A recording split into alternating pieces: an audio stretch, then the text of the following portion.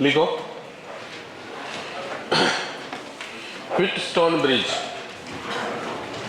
Wheatstone bridge, WHEAT, Wheatstone bridge, WHEAT STONE, Wheatstone bridge, Wheatstone bridge.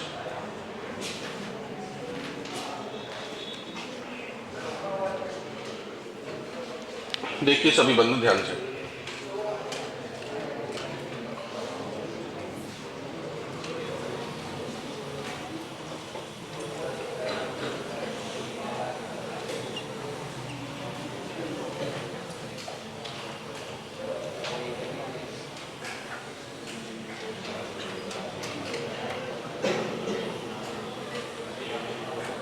ये वाला जो circuit है इसी को कहते हैं व्हीटस्टोन ब्रिज।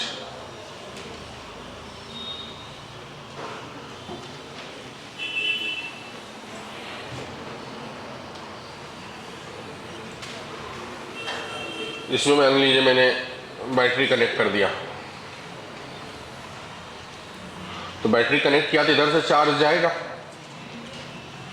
मान लो क्यू गया, ये यहाँ बटेगा चार्ज, बट करके वापस इधर से फिर से क्यू निकल जाएगा, क्योंकि चार्ज हमेशा कंजर्व होता है, जितना चार्ज बैटरी ने दिया है उतना ही चार्ज बैटरी में वापस आएगा, बीच में कहीं ख़त्म नहीं होगा। अब यहाँ हमने कितने कैपेसिटर लगाए, गिन के बताओ तो। 5 कैपेसिटर लगा। ये जो 5 कैपेसिटर है, मान लीजिए इसका नाम दे देता हूँ C3 C4 C5, इसको कहते हैं 5 आर्म सर्किट, ठीक है। तो व्हीटस्टोन ब्रिज, ब्रिज इसको क्यों बोल रहे हैं, नदी का 2 किनारा है, उसके बीच में एक ब्रिज है, रिवर के 2 किनारे, ठीक है, उसके बीच में एक ब्रिज है। व्हीटस्टोन नाम के साइंटिस्ट ने इसके बारे में कुछ बात बोला था। ब्रिज 2 नदी के किनारे के बीच में जो ब्रिज है, व्हीटस्टोन नाम के साइंटिस्ट ने इसके कॉन्सेप्ट के बारे में बताया था, उसी को कहते हैं व्हीटस्टोन ब्रिज, ठीक है। अब क्या बताया था उन्होंने, उन्होंने ये बताया था कि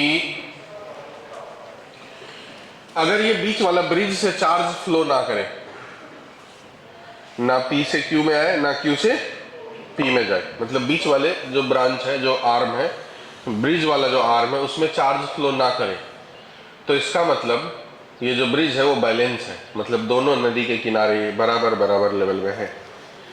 और अगर बीच वाले से चार्ज फ्लो कर गया तो इसका मतलब दोनों रिवर का जो किनारा है वो बराबर बराबर लेवल में नहीं है, बराबर। तो इसमें 2 कंडीशन बनते हैं, बैलेंस व्हीटस्टोन ब्रिज, दूसरा बनता है अनबैलेंस व्हीटस्टोन ब्रिज। मेंस में बैलेंस व्हीटस्टोन ब्रिज आते हैं और एडवांस में अनबैलेंस व्हीटस्टोन ब्रिज आते हैं।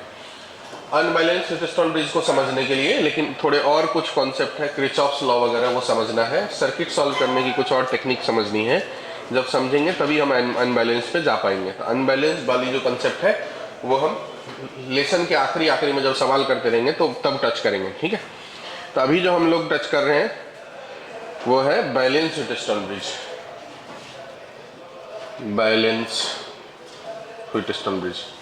और बैलेंस होने के लिए कंडीशन क्या बताया, ये बीच वाले पे कोई चार्ज नहीं होगा, मतलब 0 चार्ज। इसका मतलब P से Q में कोई चार्ज नहीं आएगा या Q से P में भी कोई चार्ज नहीं जाएगा। ये कब होगा, चार्ज कब फ्लो करता है बताओ, चार्ज कब फ्लो करता है, हाई वोल्टेज से लो वोल्टेज की तरफ। एनर्जी कहां से कहां फ्लो होती है, हाई एनर्जी से लो एनर्जी की तरफ फ्लो करती है। तो उसी तरीके से चार्ज भी फ्लो करता है हाई से लो की तरफ, और चार्ज फ्लो नहीं कर रहा है, इसका मतलब लेवल दोनों जगह क्या है, सेम है। इसका मतलब जो पोटेंशियल P का है वही पोटेंशियल Q का है, P और Q के बीच में कोई पोटेंशियल का डिफरेंस नहीं है। अगर पोटेंशियल का डिफरेंस होता तो चार्ज फ्लो करता हाई से लो। मान लो कि P का पोटेंशियल ज्यादा होता तो P से Q की तरफ चार्ज आता, और अगर Q का पोटेंशियल ज्यादा होता तो Q से P की तरफ चार्ज आता।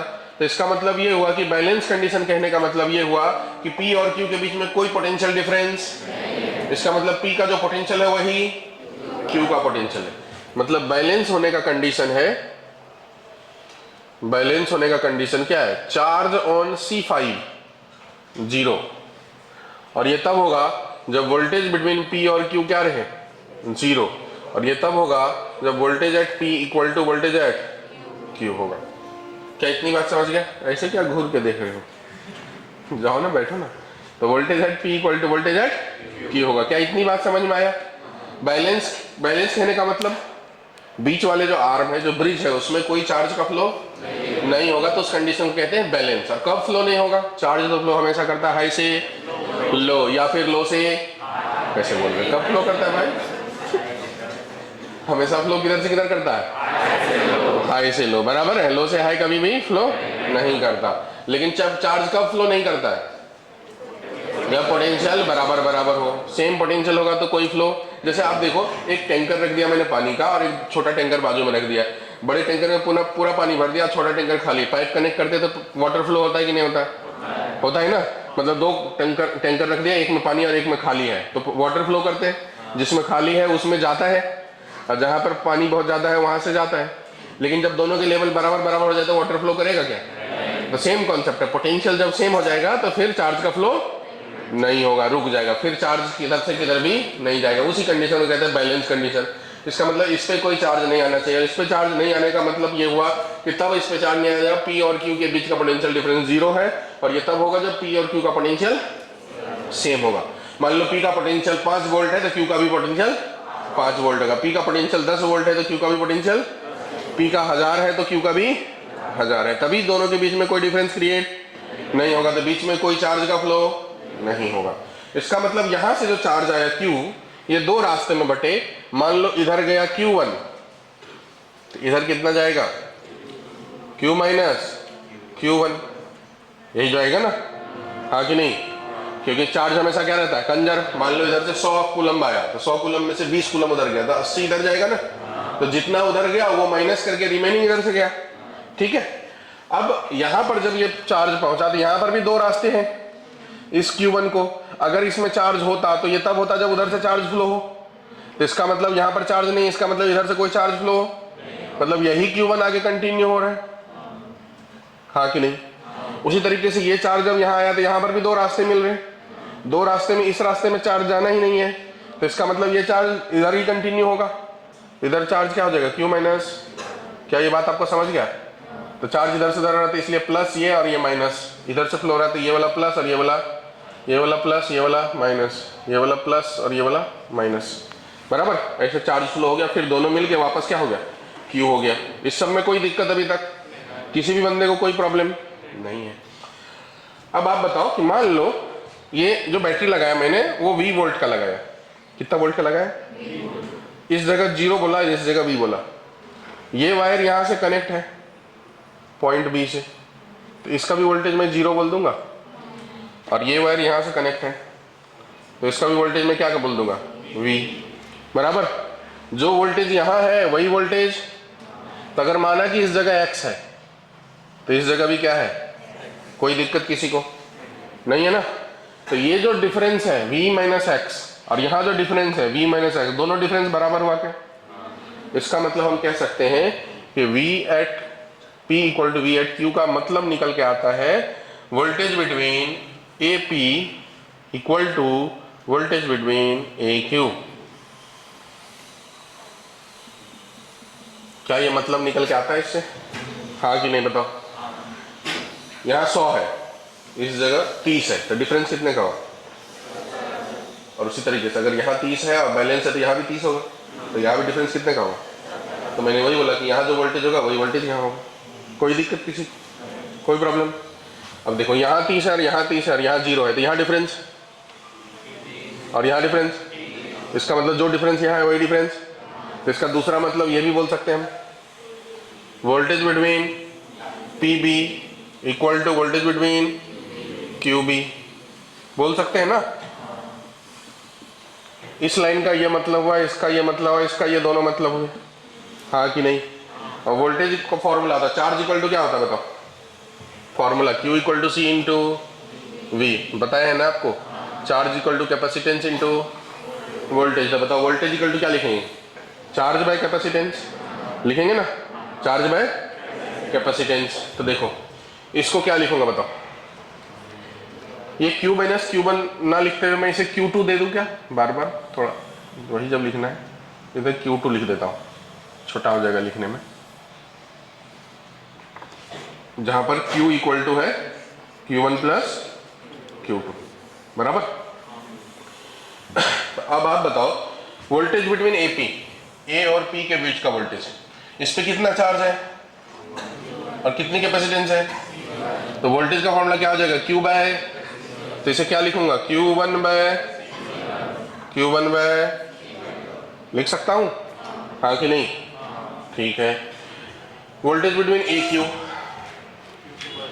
बताओ इस पे चार्ज कितना है, कैपेसिटेंस कितनी है, तो उसका वोल्टेज क्या लिखूंगा Q2 बाय C2, कोई दिक्कत, यहीं से देखो Q1 बाय Q2 क्या निकला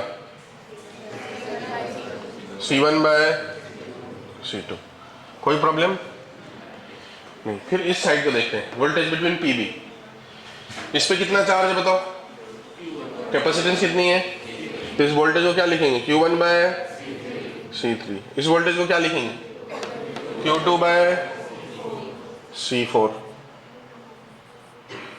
यहां से फिर Q1 बाय Q2 निकालते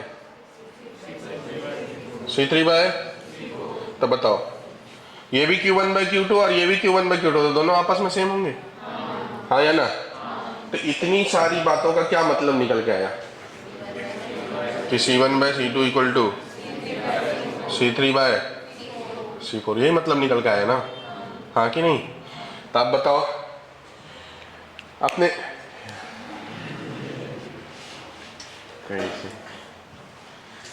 कभी वोल्टेज मेजर करें, कभी किसी सर्किट में, स्कूल वगैरह में कभी कोई प्रैक्टिकल करें, वोल्ट मीटर वगैरह से होते नहीं, इतने बड़े होते हैं, एमीटर होते हैं एनालॉग वाले, बराबर,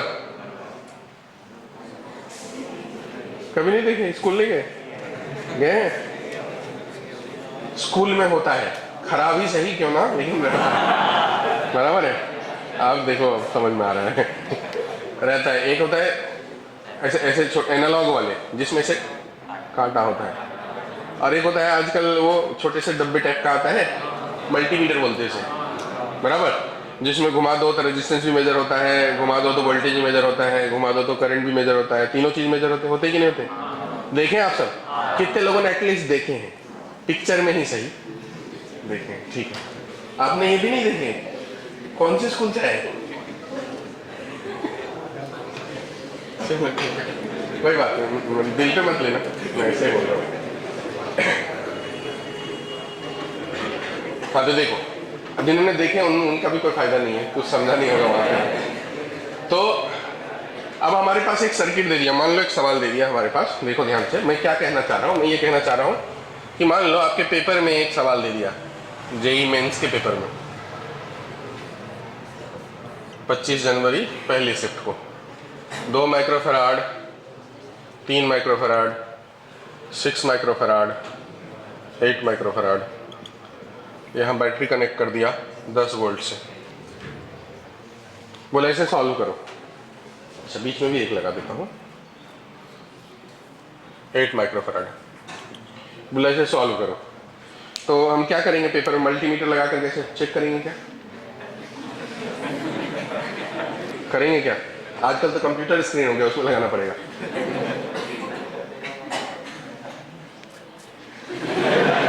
नहीं करेंगे ना, नहीं करेंगे ना, क्योंकि उससे कोई आइडिया नहीं होगा, तो इतने कॉन्सेप्ट का कोई रोल, हम यही चेक कर लेंगे, अगर ऐसा है तो बैलेंस हो गया, क्योंकि ये तभी आया होगा जब ये होगा, इसका मतलब बैलेंस होने का क्या कंडीशन हो गया, कंडीशन क्या हो गया बैलेंस होने का, C1 bye C2 equal to C3 bye C4, अगर ऐसा है तो बैलेंस व्हीटस्टोन ब्रिज क्या हो गया, बैलेंस है। देखो वो वाला सवाल बैलेंस है क्या, 2/3 6/8 बैलेंस है क्या, नहीं है ना, ये साइड में रेशियो 2/3 का है और इस साइड में रेशियो 6/8 मतलब 3 बाय, क्या ये दोनों बराबर है, नहीं है, तो ये बैलेंस नहीं है, ये हुआ अनबैलेंस्ड। उसी तरीके से एक और मान लो मैंने बनाया 2 5 10, 25, 4। बताओ ये बैलेंस है ना बैलेंस? कैसे पता चला? पता चल गया? मैं तो सोच रहा था कि आपको पता ना चले। तो ये क्या है? बैलेंस्ड है। 2/5 का रेशियो और 10/25 का रेशियो सेम ही हो गया। 10/25 मतलब 2/5, रेशियो सेम हो गया ना। इसका मतलब ये क्या हो गया? Balance Wheatstone bridge. अब जब एक बार पता चल जाए सर्किट में बैलेंस टेस्टोन ब्रिज है तो फिर सॉल्व कैसे करना है? तो बैलेंस टेस्टोन ब्रिज कहने का मतलब बीच में कोई चार्ज फ्लो नहीं करता, बराबर। अच्छा ये बात बताओ कि इस क्लास में मान लो बहुत सारे बच्चे है ना, आपके दोस्त सब हैं कि कुछ लोग हैं? सभी के दोस्त, पूरे क्लास के सभी बंधु हैं या? ये देखो ये है दोस्त। गोवा गए थे? नहीं, गाँव गए थे।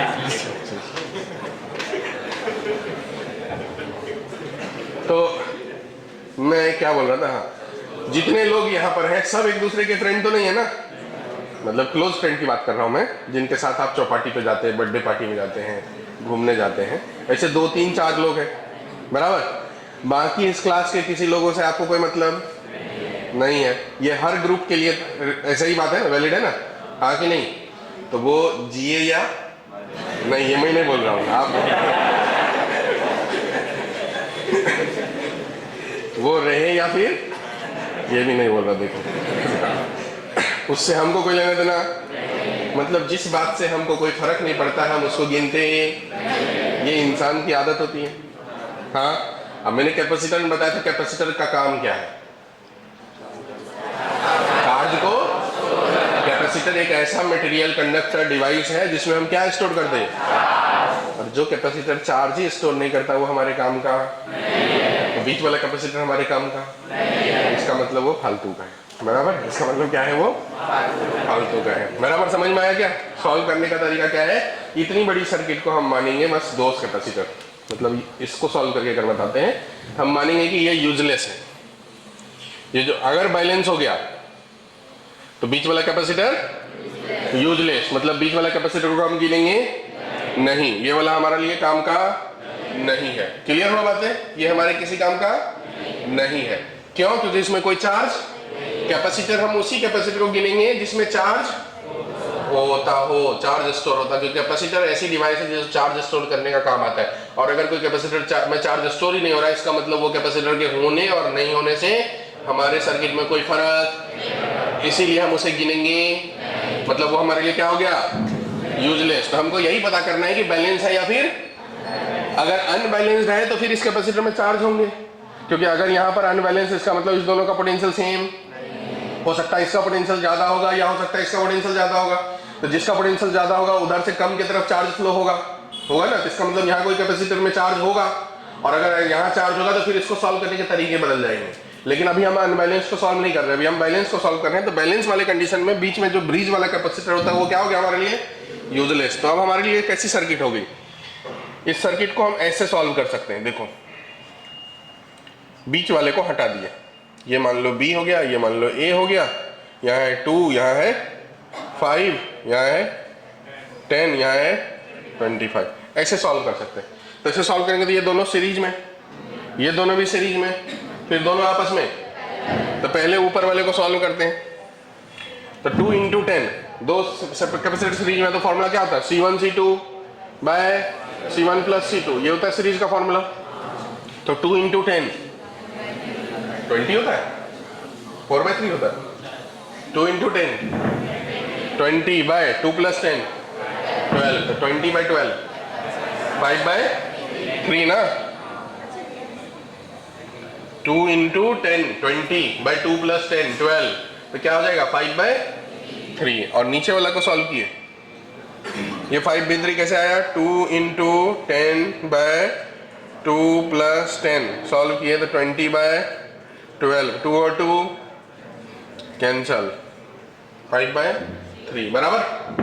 अब देखो ये वाला जो होगा वो कितना होगा? 5 × 25 बाय 5 + 25, तो 125/30, तो कितना हो जाएगा? 25/6। कैसे आया होगा?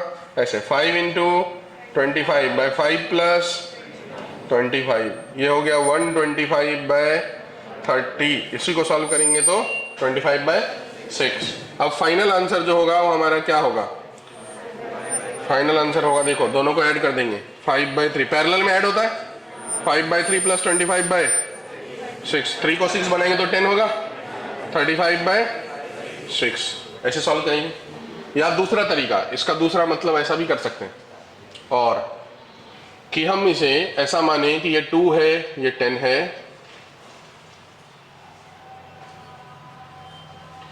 ये 5 है, ये 25 है, बीच में उसको हटा के एक वायर कनेक्ट कर दी, कैपेसिटर को हटा के क्या कनेक्ट कर दिए? पोटेंशियल सेम है, इसका मतलब पॉइंट भी सेम है। कल मैंने पढ़ाया था तो बताया था, वोल्टेज सेम तो पॉइंट, मतलब जो नाम ऊपर वाला पॉइंट है वही नाम। अगर इसका नाम ए है, इसका नाम ए है, इसका नाम पी दिया तो इसका भी नाम, और इसका नाम, तो ये दोनों पैरेलल हो गए क्या? तो 2 प्लस 5, और ये दोनों पैरेलल हो गए क्या? तो 10 प्लस 25। तो ये इसका मतलब ऐसा हुआ 7 और 35। तो अगर इसका आंसर निकालना हो तो क्या लिखेंगे? 7 इंटू 35 बाय 7 प्लस 35, 42। तो देखो आंसर कितना हो गया? 35 बाय 6। वही आया क्या? तो दोनों तरीका है बनाने का। इसमें देखो क्या करना पड़ा, इसमें हमको 2 बार सीरीज सॉल्व करना पड़ा, 1 बार पैरेलल, और उसमें हमको 2 बार पैरेलल, 1 बार कैपेसिटर में पैरेलल सॉल्व करना ज्यादा आसान है, सीरीज सॉल्व करना में फॉर्मूला लगाना है C1 C2 bye C1 plus C2, और पैरेलल में सीधे सीधे ऐड करना, प्लस करना है, बराबर। तो दोनों में से कौन सा चीज हमारे लिए ज्यादा बेनिफिशियल होगा? आप बना दोनों सकते हैं, आंसर दोनों से बराबर ही आएगा, सेम ही आएगा। अब आपके दिमाग में जो बैठे उससे आप बना लो, वायर लगा के या वायर हटा के। बीच वाला कैपेसिटर, बीच वाला जो ब्रांच है उसे हटा दो पूरी तरीके से, या फिर उसके जगह क्या लगा दो? वायर। ध्यान दो इधर, बीच वाले कैपेसिटर पे क्या लगा दो? वायर लगा दो, ठीक है। तो जैसे वायर लगाए तो 2 पैरेलल, पैरेलल तो ओरली सॉल्व हो गया, 7 35, 7 इंटू 35 बाय 42, आंसर हो गया 35 बाय 6। समझ में आया क्या? मतलब इसका भी काम होता है कैपेसिटेंस की इक्विवेलेंट वैल्यू को फाइंड करने के लिए। तो ऐसा कोई सर्किट रहेगा, कल जो मैंने सर्किट कराया था वो एकदम सिंपल था, एकदम बेसिक लेवल का सर्किट था, लेकिन जब आगे बढ़ेंगे तो सर्किट और भयानक होता चला जाएगा, मतलब पूरे बोर्ड का सर्किट हो जाएगा। उसमें कहीं पर शॉर्ट करेगा, कहीं व्हीटस्टोन रहेगा, कहीं अनबैलेंस रहेगा, कहीं बैलेंस रहेगा, कहीं सीरीज रहेगा, कहीं पैरेलल रहेगा, कहीं मिक्स रहेगा, बहुत सारी कहानी आएगी। तो सभी कहानी पता रहेगा तभी हम सवाल सॉल्व कर पाएंगे, नहीं तो नहीं कर पाएंगे।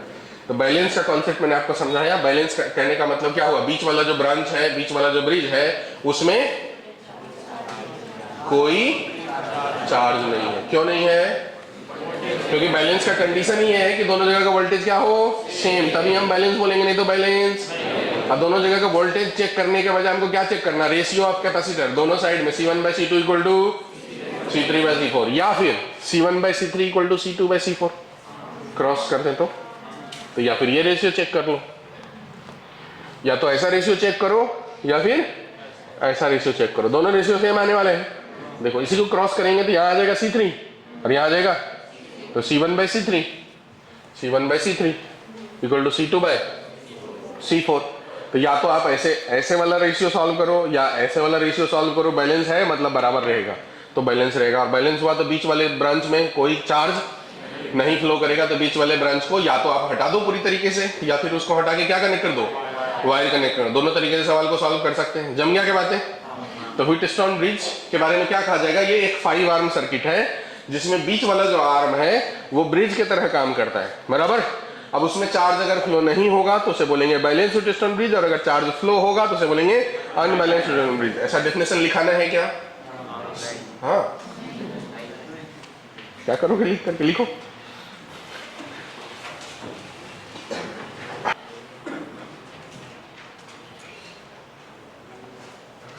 हो गया तो एक सवाल बना लेना।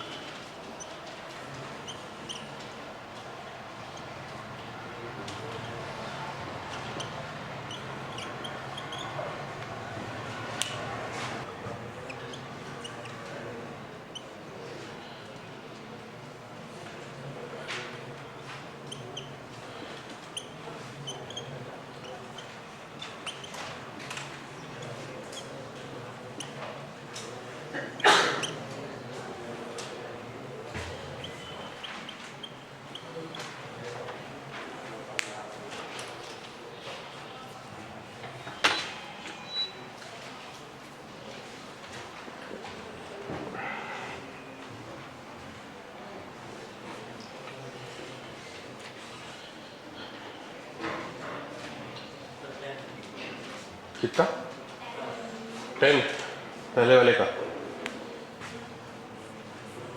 15 इंटू 30 बाय 45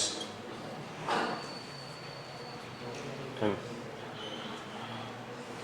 बराबर 5 इंटू 15 बाय 20 15 बाय 4। ये तो सबसे मतलब जो एकदम कॉमन डायग्राम है जो दिखेगा, पर और भी वैरायटी में व्हीटस्टोन ब्रिज दिखता है, तो लिख लेना टाइप्स ऑफ व्हीटस्टोन ब्रिज। एक तो सिंपल ऐसा दिखेगा जो मैंने सॉल्व करा,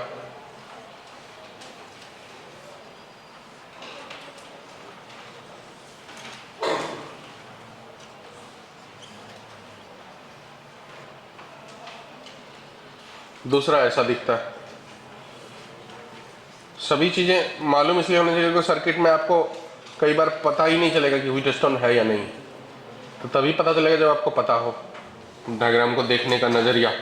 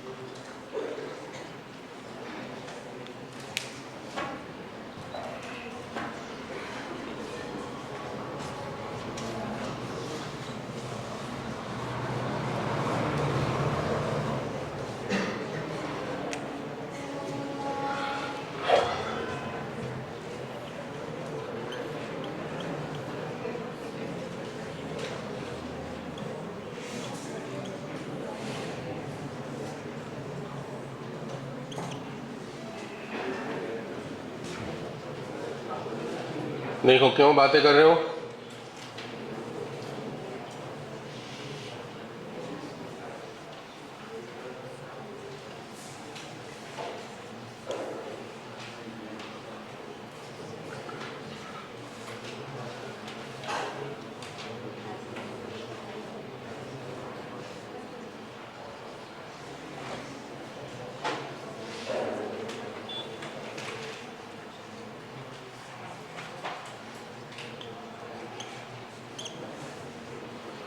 ये सब टाइप्स है, सब व्हीटस्टोन ब्रिज है। देखो ध्यान से,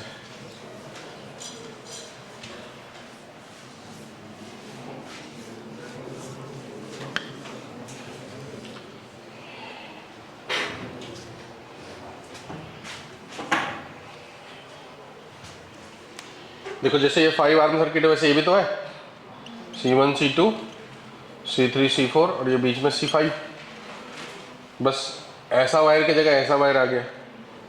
इसमें देखो इस पॉइंट को पकड़कर कैसे खींचो इधर की तरफ, ये पॉइंट को इधर लाओगे तो एक यहाँ मिलेगा, एक यहाँ मिलेगा, एक यहाँ है, एक यहाँ है, बीच में ये ब्रिज हो गई ना।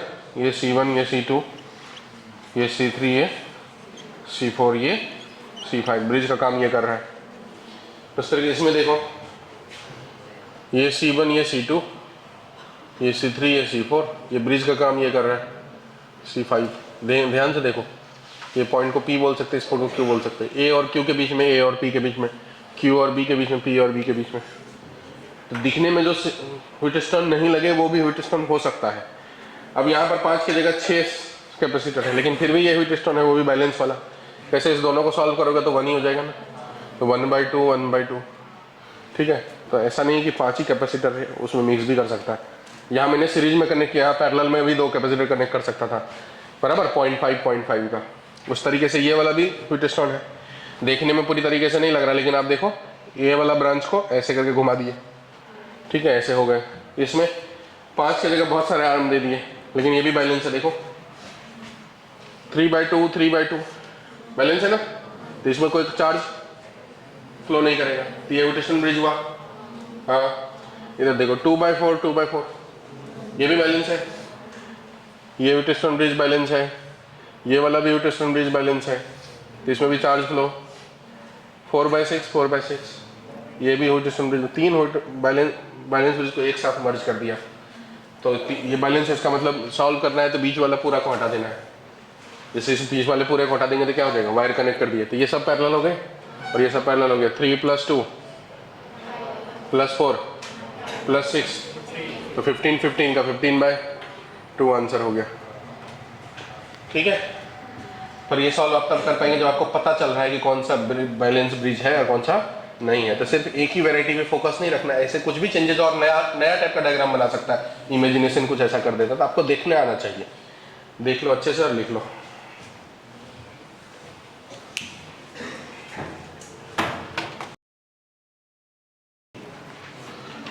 लिखो शॉर्ट सर्किट की पहचान। हिंदी में लिखना शॉर्ट सर्किट की पहचान। शॉर्ट सर्किट समझते हैं? क्या होता है शॉर्ट सर्किट, बताओ। जिसके सर्किट शॉर्ट होते हैं,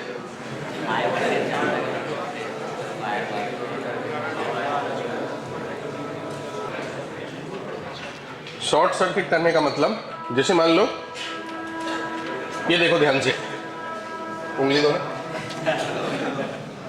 घुसा दो इसमें। ये देखो सबके घर में होते हैं ना, होते हैं ना ऐसे प्लग लगाने वाले।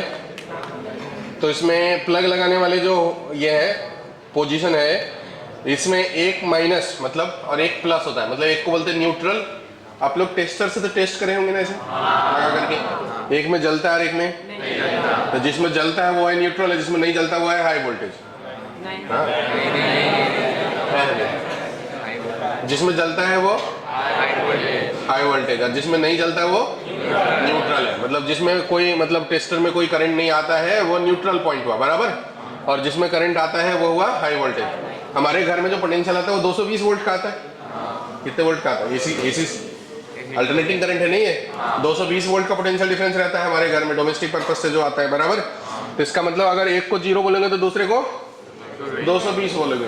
तो सभी डिवाइस 0 और 220 के बीच में पैरेलली कनेक्ट है। सभी फैन, सभी ट्यूबलाइट, सभी जितने भी इलेक्ट्रॉनिक डिवाइस है वो सब के सब 0 और 220 के बीच में पैरेलली कनेक्ट है। पैरेलल कनेक्शन मतलब 10th क्लास में पढ़े होंगे। सवाल भी बहुत इंपॉर्टेंट है कि क्यों पैरेलल कनेक्शन करते हैं और सीरीज कनेक्शन क्यों नहीं करते, ऐसा खूब रटाए होंगे आपके मास्टर लोगों ने। हाँ, बराबर है। तो 0 और 220 बीच के बीच में क्या रहते हैं, पैरेलली कनेक्टेड रहते हैं। तो 0 और 220 के बीच में पैरेलली कनेक्ट है, मतलब जैसे एक वायर है, वायर में फिर यहाँ फैन लगा दिया और फिर ये 0 से कनेक्ट हुआ या 220 से कनेक्ट हुआ। तो 0 और 220 से पोटेंशियल से करंट आता है 0 की तरफ, बराबर। और उसके वजह से इस रेजिस्टेंस, ये जो डिवाइस है उसके थ्रू करंट फ्लो होता है, तो अपना पावर कंजम्पशन करता है और बदले में हमको आउटपुट देता है करस्पॉन्डिंग। जैसे ट्यूबलाइट है तो लाइट देता है, फैन है तो घूम के देता है, फ्रिज है तो ठंडा करके देगा, ठीक है, हीटर है तो गर्म करके देगा। ऐसा जो भी डिवाइस है वो अपने अकॉर्डिंग काम करके देगा। तो ये 0 से 220 वोल्ट के बीच का जो पोटेंशियल है, अगर मान लीजिए मैंने एक वायर लिया, सिंपल वायर 0 में लगाया और 220 में लगा दिया, सीधा डायरेक्ट, तो ब्लास्ट करता है। कभी हुआ है आपके घर में? करके मत देखना, ठीक है।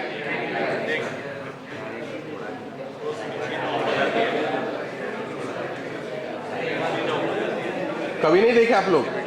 कभी कभी बाहर में भी होता है, रोड वगैरह पे दो उसके बीच में मान लो कि ऐसा कुछ कपड़ा उपड़ा ऊपर से आंधी तूफान में आके गिर गया, ऐसा कुछ इंसुलेटिंग मटेरियल जो ऊपर वाले हाई वाले वायर में भी है, नीचे वाले में कनेक्ट कर गया, तो ब्लास्ट होता है, फिर स्पार्क होते रहता है। कभी देखे आपने? जीवन में फिर क्या देखे, मतलब पूरा जीवन ही बेकार है फिर। हाँ, क्लास में हुआ था। हाँ, तो उसे कहते हैं शॉर्ट सर्किट। क्या कहते हैं उसे? Short circuit. जब दोनों टर्मिनल को एक सिंपल वायर से कनेक्ट कर दे, सिंपल वायर से कनेक्ट करने का मतलब क्या हुआ, जो वोल्टेज 220 था और जो 0 था दोनों का वोल्टेज सेम कर देना। ठीक है, दोनों का वोल्टेज सेम कर देना। तो जब 220 और 0 के बीच में एक वायर ऐसा है जिसमें रेजिस्टेंस है, जैसे फैन लगा हुआ है ऐसा, ऐसा मान लो ये 220 वोल्ट है का पॉइंट है और ये मान लो 0 वोल्ट का पॉइंट है। यहाँ पर हमने एक फैन लगा दिया, ये रेजिस्टेंस मान लो 10 ओम का है या 100 ओम का है। ठीक है, पंखा लगा हुआ है, हमने एक वायर सिंपल कनेक्ट कर दिए, इसमें रेजिस्टेंस 0 ओम का। तब ये समझो कि जो करंट यहाँ से निकल करके यहाँ जाएगा उसके लिए ये शहर का रोड है और ये हाईवे हो गया जिसमें कोई अवरोध नहीं है। रेजिस्टेंस कहने का मतलब, रेजिस्टेंस मतलब वायर की वो प्रॉपर्टीज जो करंट के फ्लो को रोकता है, उसी को रेजिस्टेंस कहते हैं ना। लगता नहीं कि आप लोग 10th में कुछ पढ़े हैं। रेजिस्टेंस मतलब वायर की वो नेचर, मटेरियल की वो नेचर जो करंट के फ्लो को रोकता है, मतलब करंट को पूरा रोक नहीं देता है, बस उसकी एनर्जी को खत्म करता, खाता है धीरे धीरे, बराबर। तो उसी प्रॉपर्टी को कहते हैं हम लोग क्या, रेजिस्टेंस। तो अब सोचो कि 220 से 0 तक करंट को जाना है, वायर कनेक्ट है, दो रास्ते हैं, एक में रेजिस्टेंस और एक में रेजिस्टेंस नहीं है। आपको मान लीजिए दो रास्ते दिया कि यहाँ से तिरोड़ा जाना है, एक जो है गली कुची वाला रास्ता एकदम 6 लेन हाईवे है, किससे जाओगे, 6 लेन हाईवे से, बराबर, क्योंकि जल्दी पहुंच जाओगे, स्मूथ होगा ड्राइविंग। तो करंट वगैरह भी वैसे ही सोचता है, एक वायर में रेजिस्टेंस और एक में रेजिस्टेंस नहीं है, तो किधर से फ्लो होगा, इधर वाले से फ्लो होगा। और इसमें रेजिस्टेंस है ही नहीं, वोल्टेज डिफरेंस 220 और 0, देखो करंट इक्वल टू क्या होता है, V/R, तो V हो गया 220 और रेजिस्टेंस हो गया 0, तो ये टर्म कितना हो गया, इतनी हाई करंट फ्लो हो जाती है कि सब ब्लास्ट हो जाता है, उसके बीच में लगा हुआ डिवाइस बहुत सारे खराब हो जाते हैं। या तो डिवाइस में ऐसा कुछ रहता है जैसे घर में लगा हुआ फ्यूज, तो वो उड़ जाता है ताकि डिवाइस सेव रहे, रहता है ना घर में फ्यूज सिस्टम, एक लिमिट से ज़्यादा, आप फ्यूज भी पढ़े होंगे 10th में, एक लेवल मतलब एक लेवल से ज़्यादा करंट जाएगा तो फ्यूज जल जाता है, बर्न हो जाता है, बराबर है, हाँ कि नहीं। तो वो मतलब कि घर का फ्यूज अगर खत्म हो गया, जल गया बीच का कनेक्शन, मतलब सर्किट ब्रेक हो गई, तो सर्किट ब्रेक हो गई तो फिर बाकी डिवाइस बच जाते हैं। फ्यूज लगाया इसलिए जाता है ताकि इन केस ऑफ वोल्टेज, मतलब क्या बोलते हैं, अप एंड डाउन, वो मतलब जो है हमारे इंस्ट्रूमेंट को क्या रख सके, सेव रख सके, बराबर है, इसलिए लगाया जाता है फ्यूज। तो इतना ज़्यादा करंट हो जाएगा तो शॉर्ट सर्किट बोलते हैं इसे। मतलब शॉर्ट सर्किट कहने का मतलब ये हुआ कि जब एक टर्मिनल दूसरे टर्मिनल को आपस में कनेक्ट कर दे, जैसे मान लो एक सर्किट में बना रहा हूं, देखो ध्यान से,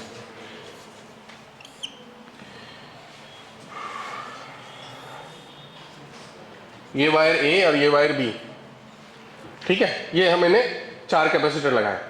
अब मैंने क्या किया, ऐसा कनेक्ट कर दिया, तो इसका मतलब क्या हुआ, इस पॉइंट और इस पॉइंट के बीच में जितने भी डिवाइस हैं वो यूजलेस हो गया। क्या हो गया यूजलेस, क्योंकि इस पॉइंट से जाता तो पोटेंशियल डिफरेंस मिलता है, इधर से भी जाता तो पोटेंशियल डिफरेंस मिलता है। ये वायर ऐसा हो गया जो पोटेंशियल डिफरेंस को 0 कर दिया। तो सिंपल 2 टर्मिनल के बीच में वायर कनेक्ट कर देना उसके बीच में रहने वाले सभी चीज को शॉर्ट कर देता है, मतलब ये क्या हो गया, शॉर्ट। ठीक है, कैसे मानेंगे शॉर्ट, जब कैपेसिटर के दोनों टर्मिनल एक ऐसे वायर से कनेक्ट कर देंगे, प्लेन वायर से, सिंपल वायर से कनेक्ट आपको दिख जाएगा जिस सर्किट में, इसका मतलब उस दोनों टर्मिनल के बीच में रहने वाला सभी डिवाइस शॉर्ट हो चुका, खराब हो चुका है। तो जो खराब हो चुका वो काम, मतलब ये सर्किट CA भी बोलेगा, तो इसका आंसर यही होगा C, क्योंकि यहाँ का वोल्टेज 0 है तो यही पॉइंट B हो गया ना, क्योंकि वायर से कनेक्ट कर दिया हमने, मतलब ये बीच का किसी काम का नहीं है, किसी काम का रहा ही नहीं, खत्म हो गया, समझ में आया। तो शॉर्ट कहने का मतलब, शॉर्ट की पहचान ही यही है कि सर्किट में आपको ऐसा कोई वायर दिख जाए, जैसे ये वाला सर्किट है, दिख रहा है आपको, मैंने यहाँ से लिया और यहाँ कनेक्ट कर दिया, इसका मतलब ये वाला शॉर्ट हो गया। क्यों शॉर्ट हो गया, क्योंकि इस पॉइंट से इस पॉइंट पे जो चार्ज जाने थे उस चार्ज के पास 2 रास्ते हो गए और इस रास्ते में उसको अवरोध है और इस रास्ते में एकदम स्मूथ है, तो सभी इधर से ही चले जाएंगे, तो इसके अक्रॉस कोई डिफरेंस ही क्रिएट नहीं होगा, जो वोल्टेज यहाँ वही वोल्टेज यहाँ, तो ये हो गया क्या, शॉर्ट। तो किसी भी कैपेसिटर के दोनों टर्मिनल अगर सेम कर दे, एक ही वायर से कनेक्ट कर दे, तो वो सिचुएशंस कहलाता है शॉर्ट सर्किट। समझ में आया क्या, हाँ कि नहीं। जब दोनों टर्मिनल को एक वायर से क्या कर दिया हमने, कनेक्ट कर दिया, तो जैसे ही कनेक्ट किए तो उसके बीच में रहने वाला सब चीजें यूजलेस हो गया, शॉर्ट हो गया, बराबर है, क्लियर हो गया। चलो इसके बारे में फिर लिखेंगे कल, आज बस यहीं रहने, तो समझा दिया मैंने, कल लिखा दूंगा।